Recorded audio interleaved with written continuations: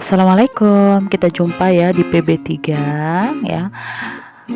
Di PB ini kita agak panjang materinya, jadi kalian harus pandai menyimak dengan betul-betul ya.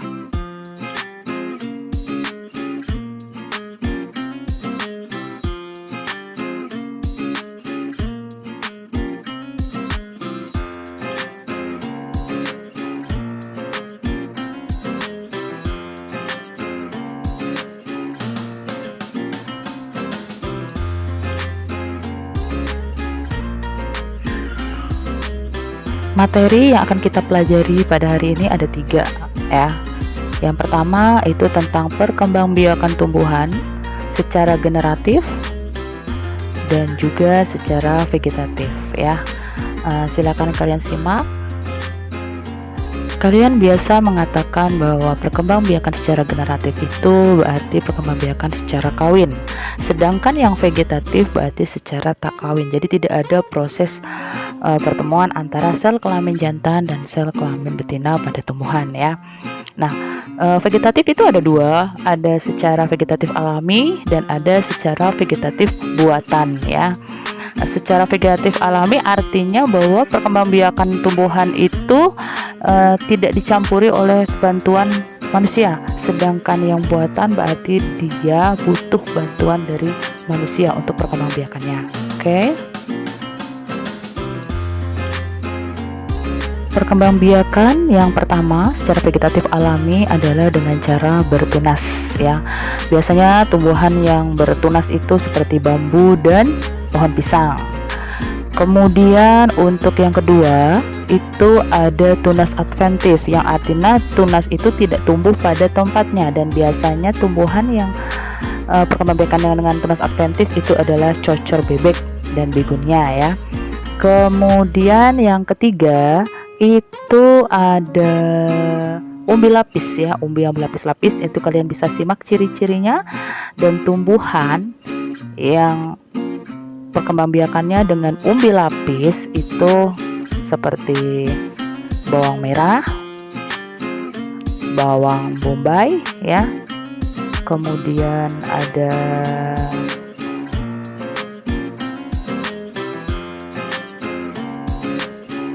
bawang putih dan juga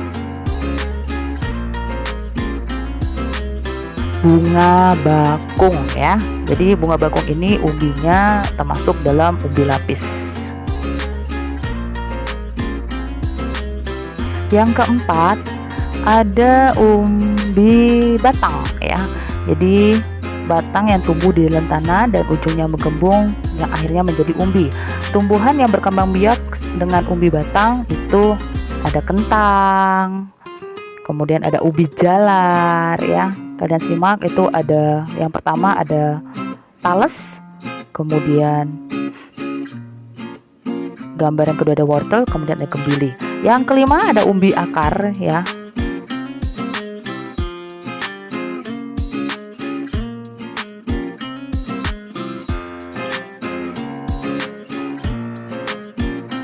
Tumbuhan lain yang berkembang biak dengan umbi akar itu ada bunga dahlia ya. Kemudian ada juga singkong, dan yang terakhir ada kembarannya wortel, tapi dia namanya lobak ya.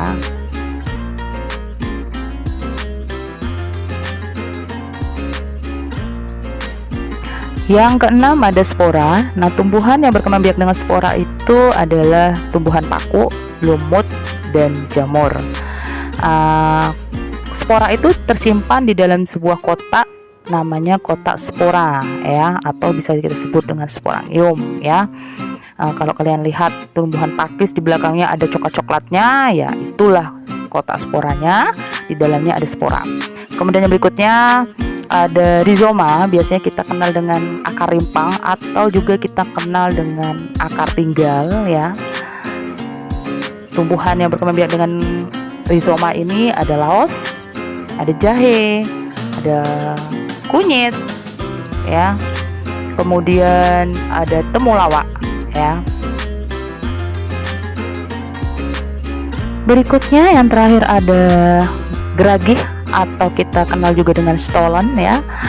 Tumbuhan yang berkembang biak dengan geragih ini contohnya stroberi, kemudian ada arbei, pegagan, dan rumput teki. Kita lihat sekarang gambarnya ya anak-anak ya. Gambar yang pertama itu adalah tumbuhan stroberi ya.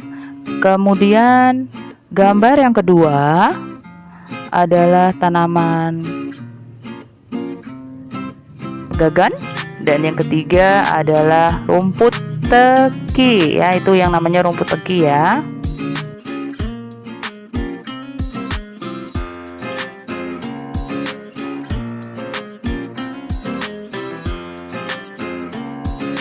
Untuk perkembangbiakan tumbuhan secara vegetatif alami atau tanpa melalui proses perkawinan ya, hanya terjadi pada tumbuhan-tumbuhan yang berkambium ya. Biasanya tumbuhan-tumbuhan dikotil. Nah, tumbuhannya seperti apa? Seperti mangga ya, kemudian jambu ya, dan yang lainnya. Nah, yang pertama itu adalah dengan cara mencangkok.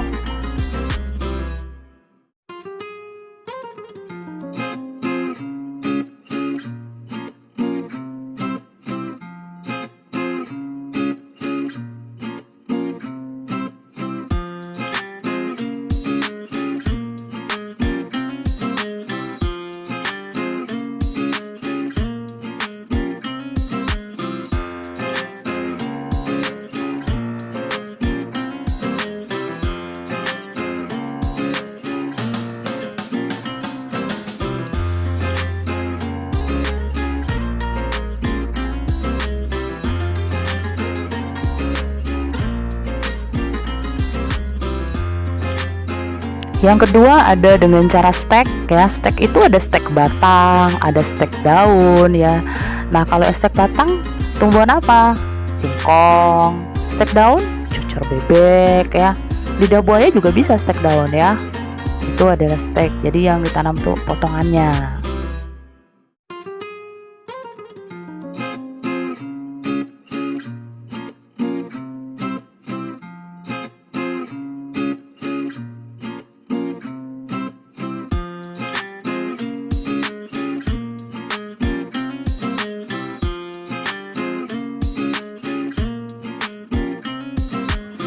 Yang ketiga itu mengenten atau kita kenal dengan kata menyambung, yang tujuannya untuk menggabungkan dua sifat unggul dari dua individu yang berbeda ya.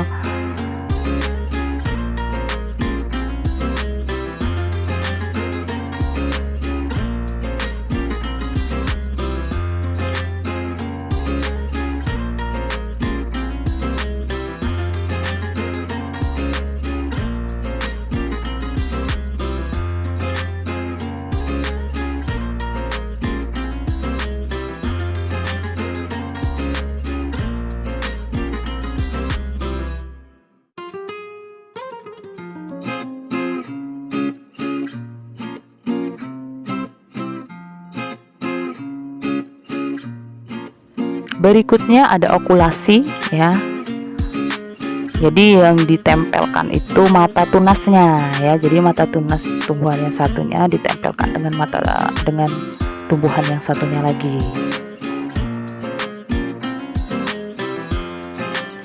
Dan yang terakhir untuk vegetatif buatan itu ada dengan cara merunduk ya. Jadi batangnya itu dirundukkan, ditimbul dengan tanah, nanti akan tumbuh akar di situ. Nah, tumbuhan yang berkembang biak dengan merunduk ini seperti alamanda ya.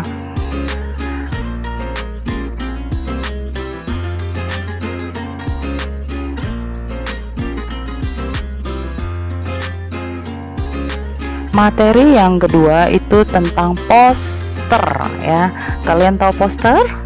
Ayo, poster itu adalah karya seni atau desain grafis yang berisi komposisi gambar dan huruf yang menarik, yang bisa menarik pembacanya ya.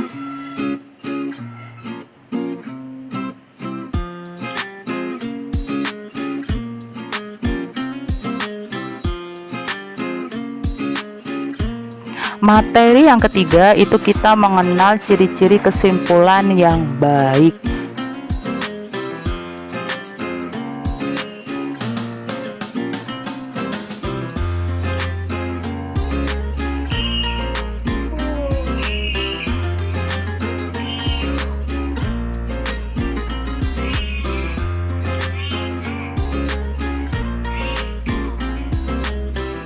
Nah, tugas kalian silahkan buat poster tentang pelestarian hewan ya, pakai buku gambar kalian yang gede, kemudian kalian foto kirim ke WA saya ya. Terus tugas yang kedua, silahkan kalian buat catatan dari materi yang sudah saya sampaikan. Oke? Sampai jumpa di pembelajaran selanjutnya. Tetap semangat belajar ya.